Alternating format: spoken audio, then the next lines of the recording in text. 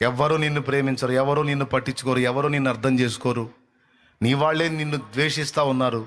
ప్రేమ లేని ఈ ప్రపంచంలో బతకడం ఎందుకు? నువ్వు చచ్చిపోతే పోయిద్ది కదా. ఈ సమస్యలు పోవు, ఈ అప్పులు తీరవు, ఈ బాధలు పోవు, ఈ ఇబ్బందులు పోవు, ఈ కష్టాలు పోవు.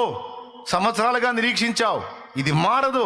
చచ్చిపో, చచ్చిపో, చచ్చిపో. కాసేపు కళ్ళు మూసుకో, 5 నిమిషాలు కళ్ళు మూసుకో, అసలు ఈ బాధలే ఉండవు, హాయిగా వెళ్ళిపోవచ్చు ఇక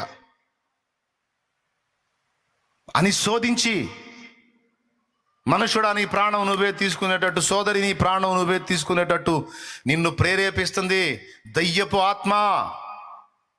అది చెప్పే సలహా నిజం కాదు. కాసేపు కళ్ళు మూసుకో అయిపోయింది, కాసేపు కళ్ళు మూసుకో అయిపోయింది, కాసేపు కళ్ళు మూసుకో అయిపోయింది అని నిన్ను రెచ్చగొడుతుంది దురాత్మ. కాసేపు కళ్ళు మూసుకుంటే అయిపోయిద్దా? ప్రాణం పోయిద్దేమో కానీ తర్వాత ఏమైందో తెలుసా? ఇక్కడ కన్ను మూసిన నువ్వు అగ్నిగుండంలో కళ్ళు తెరుస్తావు, అగ్నిగుండంలో కళ్ళు తెరుస్తావు, అగ్నిగుండంలో కళ్ళు తెరుస్తావు, పాతాళ అగ్నిలో కళ్ళు తెరుస్తావు. ఎందుకంటే నీ ప్రాణాన్ని నువ్వు తీసుకునే హక్కు నీకు లేదో.